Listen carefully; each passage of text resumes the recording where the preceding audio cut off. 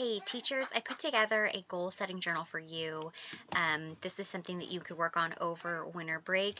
Don't do it right away. Like, take your winter break, sleep in, enjoy the time off, but just know that maybe before going back to school in January, you can take a look at this. Sometimes with goal setting, the hardest thing is just getting started. So I've put together this free journal for you. I'll drop a link. You just put your email in and you'll be able to grab this. But I have some little worksheets in here. So like this one focuses on the zone of proximal development. So if you haven't heard of this, basically these are goals that you could reach on your own, goals that you could reach with some assistance, and then of course focusing on, you've got the goals that are outside of your reach. So if you're looking at the zone of proximal development, you want to focus on the goals that you could reach with some assistance. So maybe these are things that you work on with your mentor, maybe with your grade level team. These are things that you could do with some assistance. So that's like just right outside your comfort zone. So that's the zone of proximal development, and there's some sheets in here for doing that. And the next one is, and maybe you've already done this, so if you've already done this, you could skip this. But basically, if you're looking at like where to grow in January and through the rest of the year, focusing on one content area can make a world of a difference. So I had a principal tell me, because I was feeling super overwhelmed. I felt like, I want to achieve all these things and I want to be, perfect in all these different content areas. And my principal said, well, just pick one. Pick one area to focus on for the rest of the year. And then the next year, you can pick another content area. And then the next year, another content area. And pretty soon, you will have really grown in all of those different areas. So for example, let's say that you want to focus on social studies. Now, maybe you already have this mapped out, if you are doing some of this already. But if you don't, like, you could still go through this. So let's say social studies. And I just picked this because that's my content area focus. But maybe you're saying, you know what, I only have a textbook, I have outdated curriculum, and I really want to make this more interactive and bring history to life for my students. So that's my end goal. And then how I'm going to achieve this is where you could write down your action steps. So I gave you some examples, like maybe it is reaching out to your council for the social studies within your state.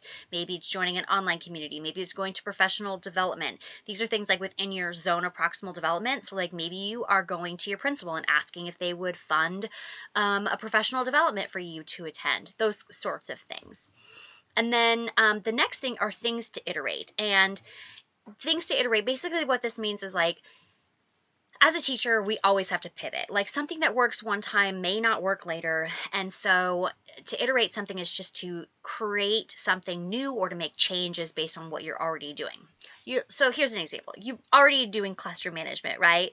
But maybe specifically you'd like to iterate 3 things. Let's say you're going to iterate transitions. That's something that you really need to focus on. So being specific here.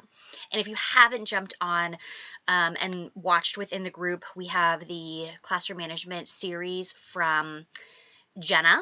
From That Strong Teacher. She did 5 days of content. So over winter break, if you want to watch that, it's available on the First Year Teacher Mentor group. You can find the videos for that. Really great. So maybe you can implement some of those things that she shared with you. So these are things that you could iterate.